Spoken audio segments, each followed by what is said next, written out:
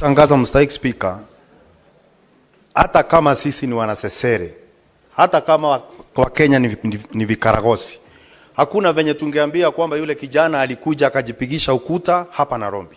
Kusema ya kwamba Homa Bay hakuna nyuta, hakuna ukuta. Ukuta alipata Nairobi na akakuja akapiga ukuta akafa. Mstahiki Speaker, kivuli cha fimbo hakiwezi kuficha mtu jua. Na hata watu wajaribu kuficha hili jambo namna gani, lazima litakuja kutokea wazi. Juzi niliona ya kwamba maafisa wakuu katika idara ya polisi wakisema wale wandogo wao ndo walifanya hiyo kitendo. Lakini mstahiki Speaker, samaki wote unuka, lakini walimshuku kambare. Kama kuna harufu, kama kuna muozo, ni idara lazima ya polisi kuanzia juu mpaka chini. Na kwa hivyo waisema kwamba wale wandogo peke yao ndo walifanya hiki kitendo. Mstahiki Speaker, tunaona kama ningekuwa ni mbwenyenye amewawa, kungekuwa na watu tayari wamekamatwa. Na kuna msemo moja Kiswahili unasema kwamba maskini hedi mkele, na hata angenda mkele akapakia jahazi mchele tele, urudi na upele. Kifo cha Ojwang kinafaa kuwa venye hatua inachukuliwa wakati wandosi wanawawa. Hata huyu kijana nafaa kuangaliwa na mambo yake ichunguzwe. Lakini unajua mstahiki Speaker, ukiona kesi inakaa sana katika kasri ya mfarume, ujue kwamba tajiri ana makosa. Hii kesi ya huyu kijana venye imekuwa ikizungushwa, inaonekana kwamba kuna wandosi fulani ambao wako na makosa. Na tusifanye hili jambo likawa ni jambo la kisiasa mstahiki Speaker. Lakini iko siku ukiona kivuli cha mtu mfupi kimeanza kuwa kirefu, jua kuna kucha ama ni machweo. Siku moja machweo itakuja kutufikia. Kwa hivyo ningeomba serikali, taasisi za usalama kuhakikisha kuvalia njuga swala hili, kuhakikisha ya kwamba Ojwang isiwe tu kwamba itakuwa ni takwimu ya mtu mwingine amepotea na hakuna kitu imefanyika. Asante sana mstahiki Speaker. Senator Mogeni. Mr. Speaker, as we address Kenyans this afternoon, a post-mortem report that has just come out says the late Ojwang was killed due to neck compression, meaning he was squeezed with an intention of being killed. That he suffered soft tissue injuries spread all over the body, meaning a gang inside a police cell in the Republic of Kenya was used to murder this young boy. And then he had head injuries. The conclusion, Mr. Speaker, from 5 pathologists associate these injuries with external forces inflicted in keeping with assault. Mr. Speaker, you are a lawyer. Assault means, Mr. Speaker, that in the Republic of Kenya, we have police officers who arrest citizens, assault them, murder them, and we are behaving like it's normal. Speaking for 3 minutes in the Senate of the Republic of Kenya. Mr. Speaker, this is a serious matter. This is a matter that can bring a revolution, Mr. Speaker. We cannot tolerate, Mr. Speaker, a situation, Mr. Speaker, where a government that is supposed to take care of citizens is watching as we murder innocent citizens in a police cell. Picture this. This young man is the sole child of aged parents. This young man is living behind a wife with a child who is 3 years and another one is 3 months, Mr. Speaker. If this cannot prick our conscience, what will, Mr. Speaker? We cannot allow this, Mr. Speaker. We get abused on social media every day, Mr. Speaker. I've even seen occasions where even the president himself, Mr. Speaker, has faced attack on social media, Mr. Speaker. But you don't react by murdering people, Mr. Speaker. Mr. Speaker, I'm asking the Security Committee tomorrow, not the day after tomorrow. Mr. Speaker, tomorrow we need all heads of security agencies before this House, Mr. Speaker, for an explanation. If not, Mr. Speaker, we have no reason why we should speak as people who have been elected to represent the people. There cannot be a case like this, Mr. Speaker, in a country that is democratic, that is independent, Mr. Speaker. Mr. Speaker, I'm speaking with a lot of anger because I'm a father, Mr. Speaker. How would you feel if it was you, Senator? Picture yourself, your child being arrested all the way from Nyanza, brought to Nairobi and killed in a police station. If that had happened, Oburu Odinga, he will not be here. Mr. Speaker, even Raila Odinga will not be alive today if successive governments behave the way we are behaving, Mr. Speaker. These are extraordinary times, Mr. Speaker. At the end of this statement, Mr. Speaker, we expect you to issue directive that Senator Nyamu. You've been given. Change your mind. Mr. Speaker, thank you, Mr. Speaker, for this opportunity. Mr. Speaker, the images of that young man's father crying, holding a title deed that he had brought all the way to bail out his son are haunting this country. We cannot shake off those images. They keep recurring in our minds, Mr. Speaker. And you can imagine what is building up in Kenyans right now. What is shocking, Mr. Speaker, is that even after driving him 400 kilometers from Kisumu, he was not booked in the occurrence book, even as he lay in the cells. That in itself is a red flag that points at the intentions of the officers who arrested him. As we speak, police officers concerned have been indicted. What that means is that as much as they will not continue to carry out their duties, they will continue to earn half their salary. Mr. Speaker, that is dancing on the grave of that young man. We want those police officers implicated discontinued from police service immediately. We want them to take a plea. We want them to be charged. And the complainant, who is a DIG of police, we are very disappointed. We are embarrassed that you are so intolerant. Mr. Speaker, right now I am trending because I goofed, maybe, by politicizing the matter. I have been trolled, but I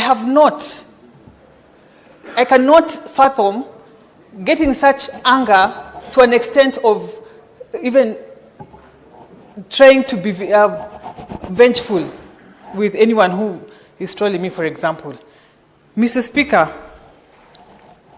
as a country, as my colleagues have said, we are treading very dangerously, and we want the president to take charge of this situation. He has committed time and again that he will protect the youth of this country and he will protect their future. We are watching. Mr. President, the country is watching. We want to see how you handle this matter because that is going to tell us a lot about you. Thank you, Mr. Speaker. Senator Kajwang. Mr. Speaker, Albert Omondi Ojwang comes from Kokwanyo Kakelo Ward in Kabondo Kasipul in Homa Bay County. People are shedding tears here. I am mourning someone from my county, someone from the county I represent. Mr. Speaker, I have buried too many young people following the Gen Z protests just 1 year ago. Mr. Speaker, I buried close to 7 young people who were killed. Some of them were discovered in quarries, extrajudicial killings, and enforced disappearances. Mr. Speaker, in the post-election violence, I buried close to 10 young people, again extrajudicial killings. Mr. Speaker, during the protest when Raila came back from the United States, I buried almost 10 people who were killed by the police. We have felt the pain. We have shed tears, Mr. Speaker. These must be brought to a close. The problem I have with Parliament today is that we are mourning like we have no hope. We are speaking here like bloggers are speaking out there. Parliament is the one that vetted the Inspector General of Police, Mr. Speaker. And as a result, the Inspector General of Police is answerable, is accountable to this House. Mr. Speaker, tomorrow, the Inspector General of Police should be here, must be here. This gentleman did not die. This gentleman was killed, Mr. Speaker. If you look at the definition of to be killed and to die, this gentleman was killed, murdered by the police. who are supposed to be the custodians and the safeguards of law and order in this country. Mr. Speaker, on 25th of June, we'll be marking the first anniversary of the Gen Z protest. I want to challenge Senator Cheriot and Senator Minority Leader. You brought a motion to this House last year in June. We said a lot of things. We said a lot of English. Let us mark the anniversary of 25th June in this parliament. Because they have the House, everyone ran away. We were the only ones who were here. Let us come back here, take stock of the things we said. We talked of extrajudicial killings. We talked of enforced disappearances. We talked of corruption. We talked of tribalism. What have we done about it? Mr. Speaker, this is a shameful act, and I send my condolences to the people of Kabondo, the people of Homa Bay, the entire nation. The Minister for Interior, under these circumstances, should have resigned, Mr. Speaker. In an organized society, the Inspector General, let us have them here in this parliament tomorrow. Anything short of that, we will not be any better than any other member of the public who's complaining outside there. Thank you, Mr. Speaker. Senator Seki.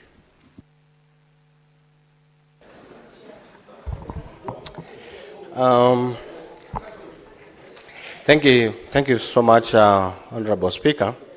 I also want to bring my heartfelt condolences to the family of Albert Ojwang and the entire nation when we have a very sad day today. Honorable Speaker, it is true, we don't know where to start and we don't know what to say. Because if a young man, Ojwang, can die in a police cell with an excuse of committing suicide, and people would dare to say that, and we have a number of Kenyans who have died in the hands of police, Honorable Speaker, remembering the Angata Barikoi citizens who died in the hands of the police with a bullet. Just recently we had a number of members of the community of Majimoto in Narok again who died in the hands of police with bullets. Just recently, a day ago, in Nakuru, somebody was shot. Honorable Speaker, I think this one is becoming too much to Kenyans to bear this.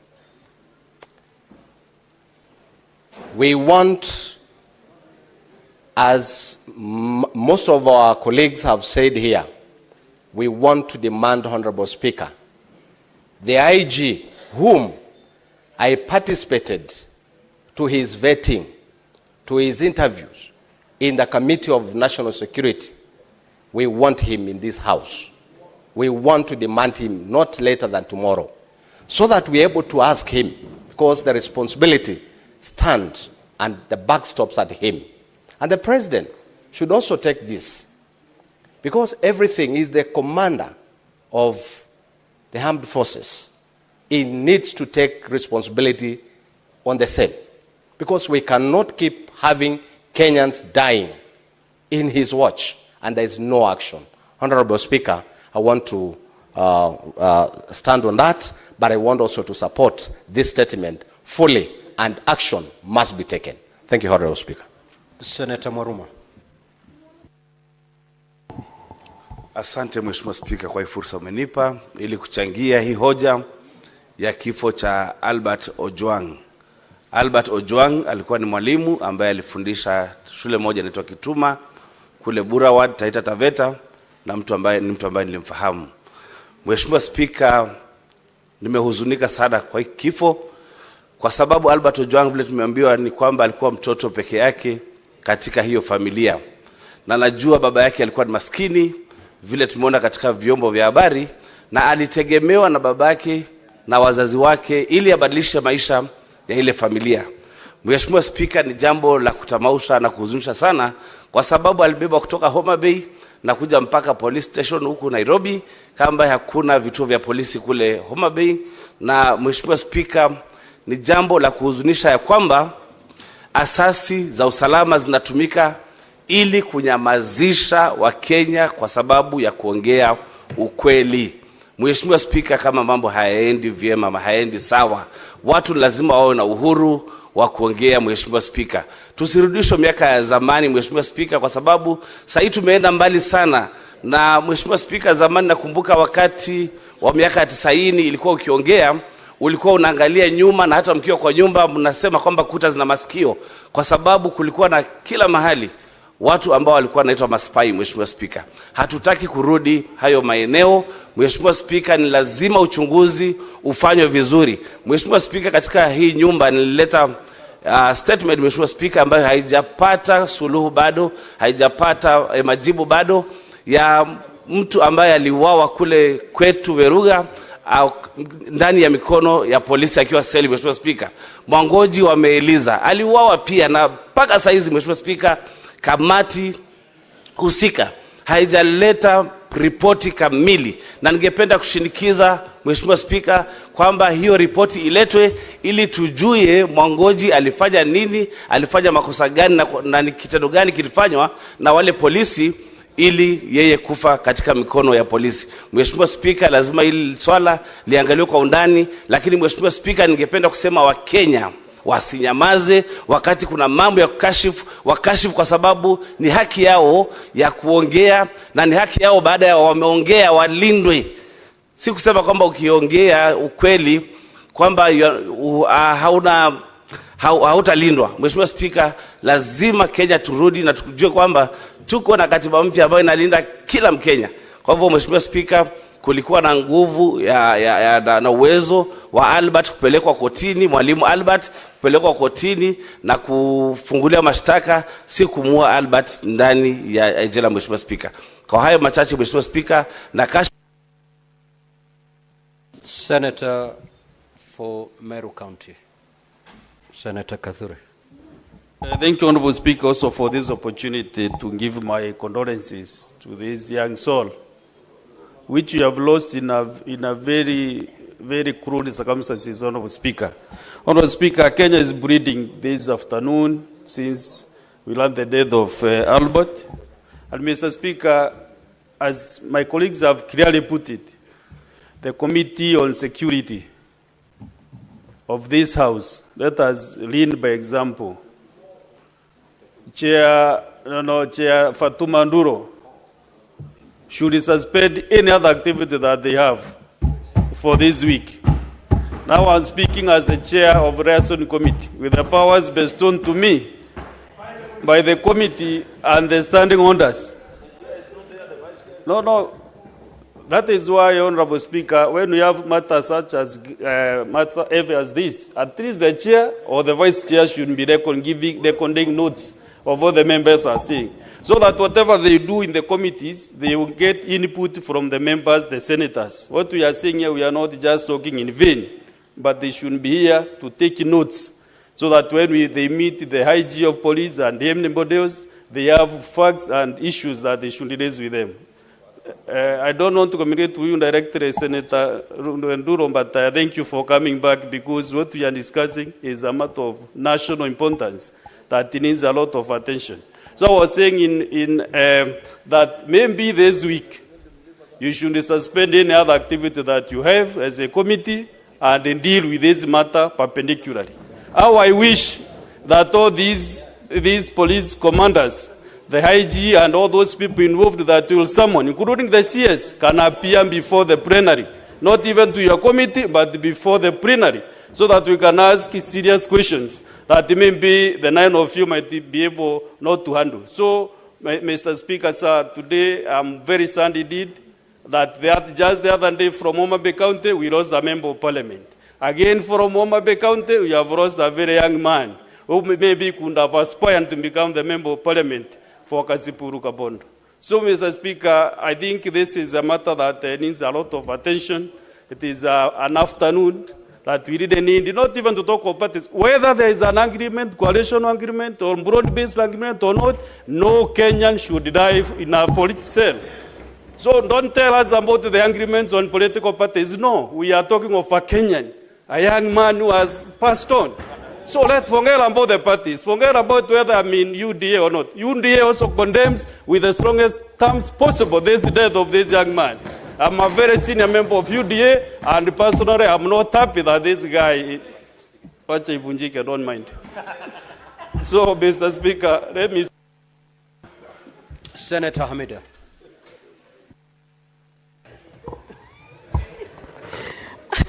Thank you, Mr. Speaker.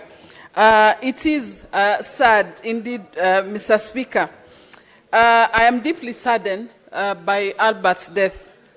Mr. Speaker, when we talk about, I'm sure all of us will be talking about Albert's death, Albert's soul to rest in peace. And I'm just wondering, is his soul going to rest in peace really? After all what happened? Did he really deserve what happened to him? Freedom of expression, Mr. Speaker, must never be a death sentence. It shouldn't. And you can imagine a young life that has been lost. It is sad indeed. We call for a thorough investigation, Mr. Speaker. Albert's voice should not be silenced. I feel strongly, and I really appeal for justice, Mr. Speaker. The OCS, I hear the OCS has been interdicted, but does that mean anything?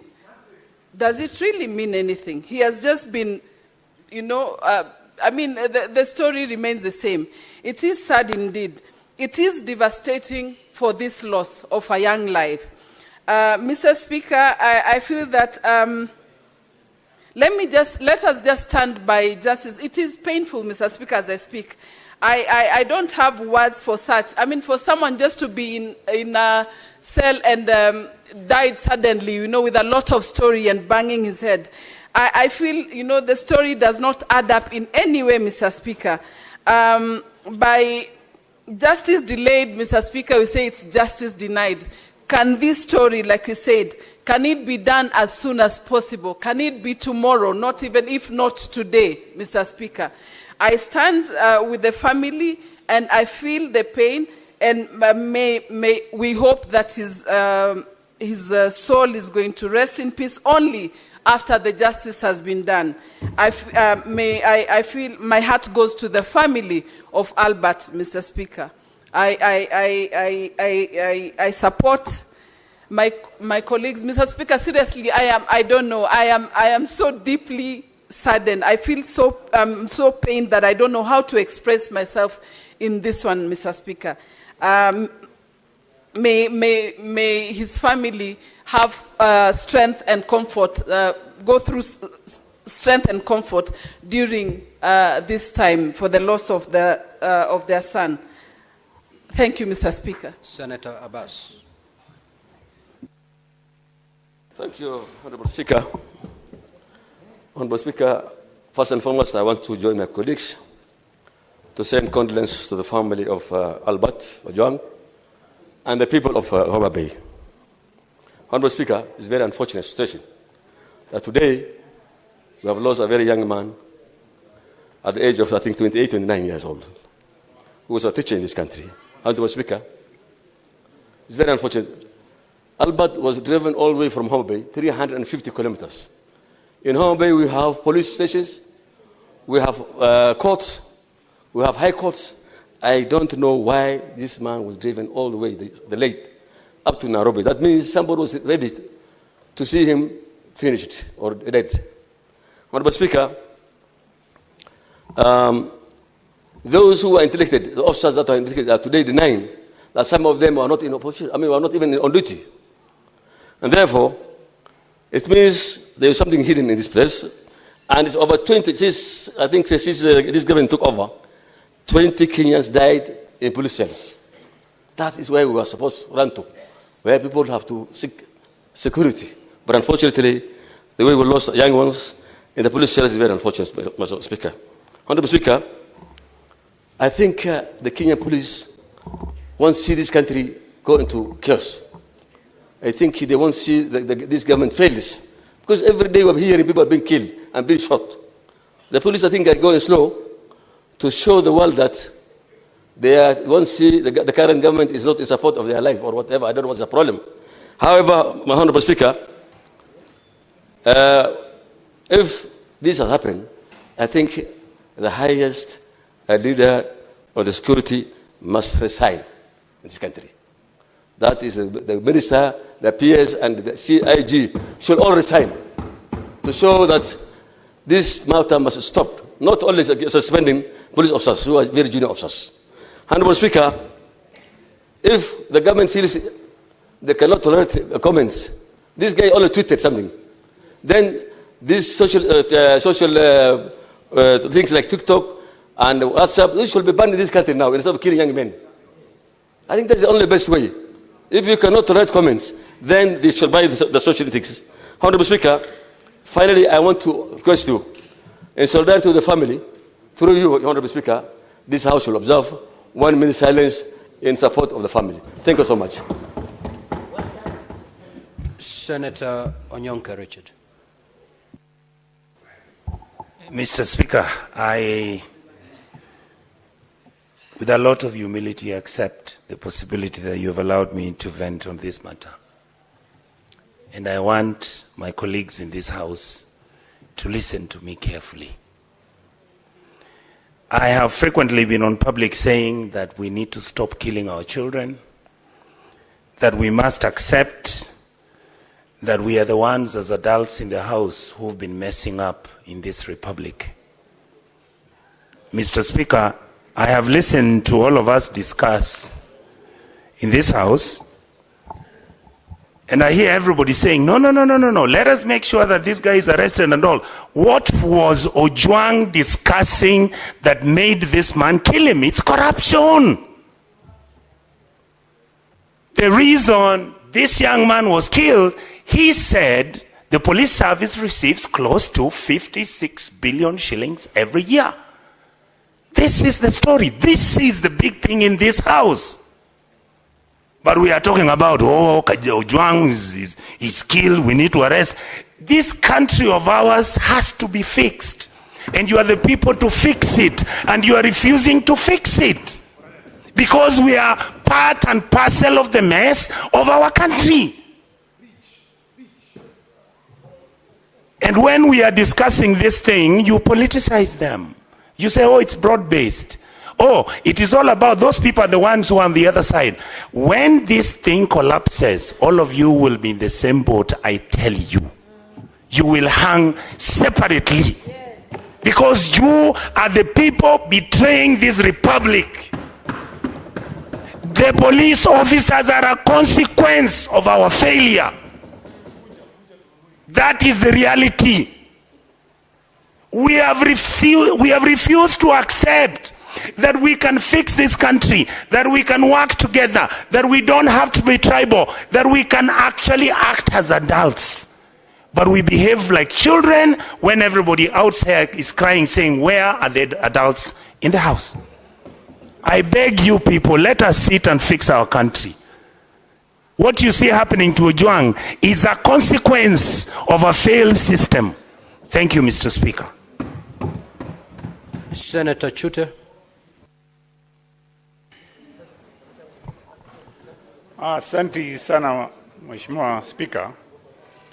Kwanza nachukua nafasi hii kuombeleza familia, marafiki na watu ya Homa Bay kwa kifo ya Albert Ojwang ambaye alikuwa na miaka 31.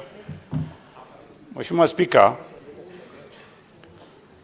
leo ukiendesha gari ukikimbizwa na wakora, mahali utaenda kwanza kukimbilia uokoe maisha yako ni police station.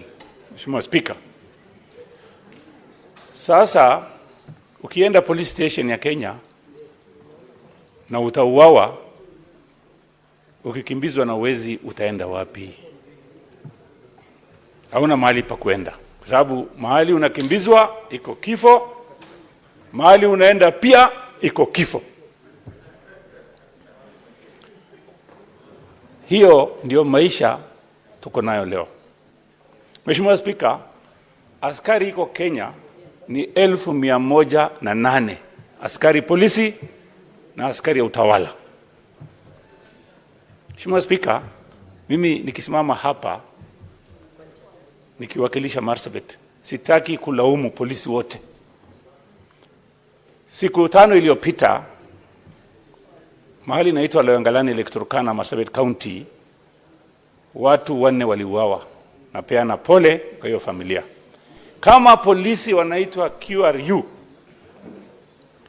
Quick Response Unit, hawajafika huko, saa hizi watu karibu 100 wamekufa. Nataka kupongeza polisi vile walifanya kazi hapo. Mheshimiwa Spika, miaka ya 1990 leo Governor Orengo alikuja mbele yetu. Yeye alikuwa juu ya Toyota Stout akitafuta constitution mpya. Na kama siku angekufa, hiyo constitution hatungepata. Kwa hivyo ni mzuri serikali ivumilie kelele ya wananchi na Gen Z. Mheshimiwa Spika, nataka kusema hivi. Kuna watu wanasema kuna broad based government na wanataka kulaumu Rais Mheshimiwa Ruto. Kama wewe uko kwa hiyo serikali, kwa nini unalaumu Ruto? Wewe umeingia kwa serikali, uko ndani, kwa nini unasema Ruto, Ruto, Ruto? Si ufanya kitu hata wewe, kwa sababu umeingia kwa serikali, umepatiwa waziri, umepatiwa pesa, umepatiwa kitu mnataka zote